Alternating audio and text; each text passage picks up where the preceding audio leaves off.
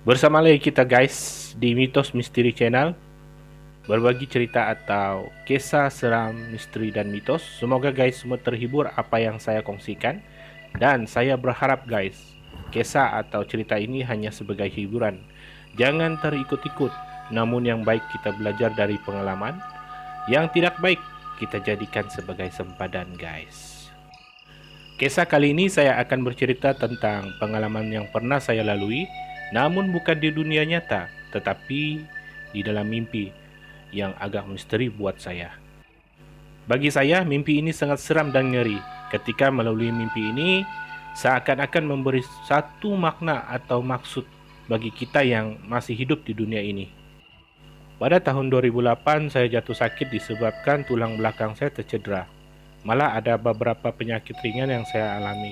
Disebabkan tulang belakang saya cedera, kedua kaki juga tidak mampu berdiri.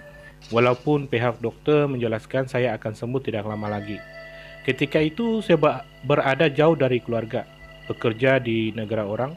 Terpaksalah saya berusaha sendiri menjaga diri dan kesehatan. Saya seperti bayi yang baru belajar berjalan, kadangkala apabila sakit itu menyerang, kedua kaki saya akan sakit tidak mampu berdiri dan digerakkan. Pada masa itu juga hanya Tuhan saja yang tahu betapa sakitnya apa yang saya deritai. Hampir setahun saya menderita sakit, hanya rawatan dokter swasta dan obat-obatan.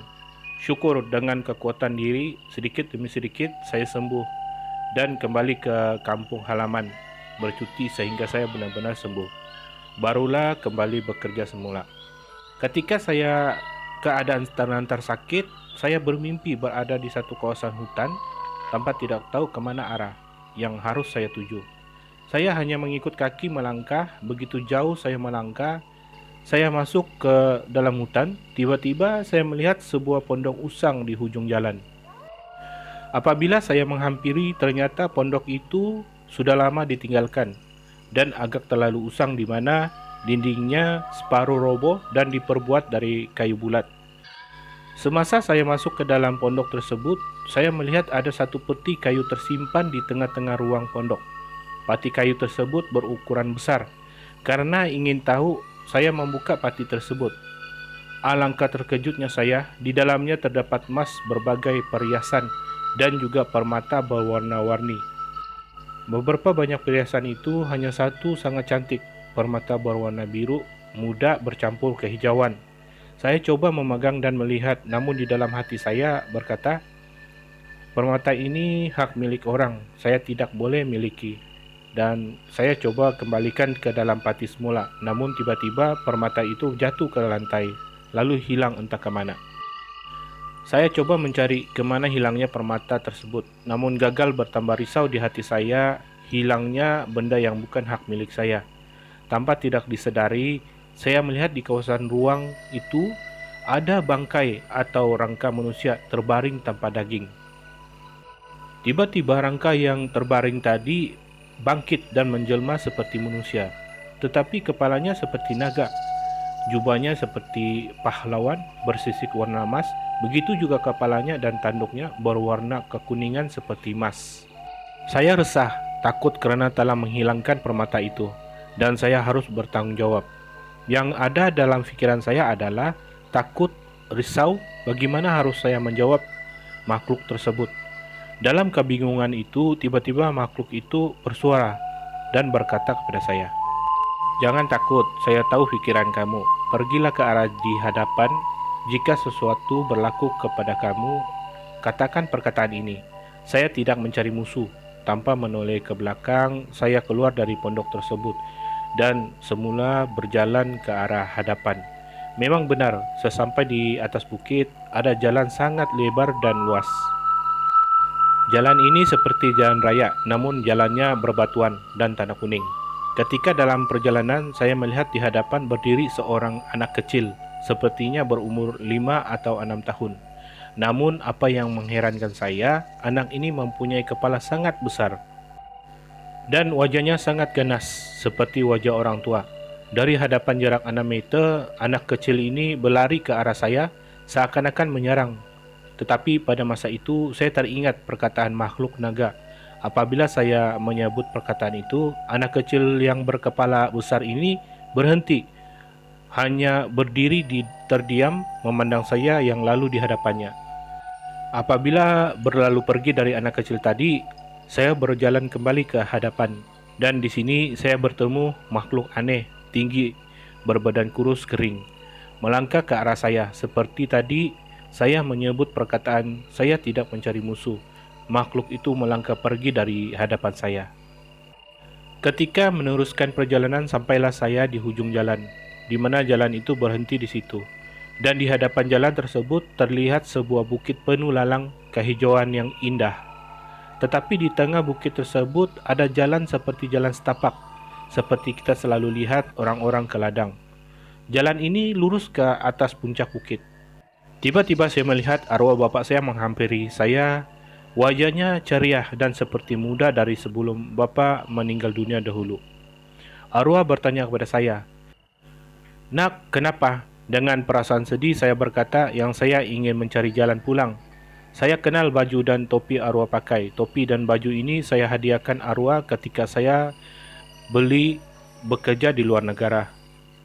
Arwah memberi topinya sambil berkata, "Ambillah ini untuk perjalanan." Di sini secara tidak sadar, tiba-tiba saya berhadapan di kaki bukit untuk mendaki ke atas puncak. Namun sebelum melangkah, tiba-tiba saya lihat bayang-bayang seekor ular yang sangat besar meluncur laju dari arah atas ke arah saya. Tetapi apabila ular itu menerkam ke arah saya, ular tersebut hancur berkecai seperti kabus hitam hilang di hadapan. Ketika berjalan naik ke atas puncak, apabila berada di puncak, pemandangan bertukar seperti atas puncak terbakar tanpa ada tumbuhan. Dengan bara api, debu kesan terbakar dan pokok-pokok dijilat api. Habis terbakar hanya tinggal rangka pokok dan api-api kecil yang menyala. Sepertinya puncak bukit ini baru terbakar dan masih ada kesan api menyala. Aroma bau di kawasan itu juga tidak menyenangkan. Ketika saya melihat-lihat di kawasan itu, saya terlihat sebatang pohon yang tumbang, terbakar. Pohon ini seperti agak lama terbakar sehingga kan separuh menjadi bara dan mengeluarkan asap tebal. Dari pohon ini keluar seekor binatang, sepertinya seekor biawak, tetapi tubuhnya panjang tidak seperti biawak biasa. Saiznya juga lebih besar, kuku dan tangan kaki juga agak panjang dan tajam. Biawak ini melangkah menuju ke arah saya, seakan-akan ingin menyerang. Sekali lagi saya menyebut perkataan di mana saya diberitahu makhluk berkepala naga. Namun hewan ini atau binatang ini tidak mempedulikan apa yang saya sebut. Sekali lagi saya menyebut dia seakan-akan ingin menyerang. Binatang ini atau hewan ini seperti tidak mengenali apa yang saya sebutkan. Apabila binatang tersebut menerkam ke arah saya, tiba-tiba ada tangan dari belakang saya menangkap leher binatang tersebut, mengangkat ke atas dan berkata, "Kenapa kau tidak mendengar apa yang disebutkannya?" Ketika itu saya melihat seorang lelaki berjubah mengangkat binatang tersebut. Orangnya sangat besar, tetapi saya tidak melihat wajahnya. Dia seperti memberi amaran dan melemparkan binatang tersebut ke arah kayu di mana binatang itu muncul tadi. Saya melihat binatang itu sembunyikan kepalanya dan seperti takut ataupun malu melihat saya. Ketika asik ataupun heran melihat binatang tersebut, saya tersedar dari tidur. Oke guys, inilah pengalaman mimpi saya. Saya kongsikan untuk semua. Semoga ada manfaat dari semua ini. Dan mimpi ini tidak berhenti di sini. Masih panjang lagi jalan ceritanya karena saya harus lalui di mana penampakan ngeri dan seram. Mimpi ini atau cerita ini bukan saya reka-reka ya guys, atau buat-buat, tetapi ini adalah pengalaman saya sendiri ketika saya melawan kesakitan penyakit saya yang saya derita ketika itu. Mungkin ada sebab saya melalui semua itu, atau satu kabar rahasia yang harus saya cari sendiri. Syukur kepada Tuhan, selama lebih 10 tahun jarak mimpi tersebut, saya temui makna dan rahasia mimpi itu. Namun tidak bolehlah saya kongsikan di sini. Nantikan selanjutnya perjalanan mimpi saya di video seterusnya, dan sekali lagi saya nyatakan mimpi ini adalah cerita kesaksian, bukan cerita biasa. Namun karena saya tidak mau atau belum layak membuat kesaksian disebabkan perkara tertentu, maka saya kongsikan di ruang ini untuk kita menilai atau mengambil manfaatnya cerita ini. Oke guys, bantu subscribe, komen, like, dan loncengnya. Jangan lupa ya guys, share kepada teman-teman agar channel ini akan selalu menghibur guys semua dengan kisah atau cerita yang terbaru. Jika guys ingin berkongsi pengalaman atau cerita, bolehlah hubungi saya di WhatsApp nomor yang tertera di sini. Saya akan kongsikan kisah-kisah guys sebaik yang saya mampu. Oke? Terima kasih guys, dan santai guys, kita cerita seram.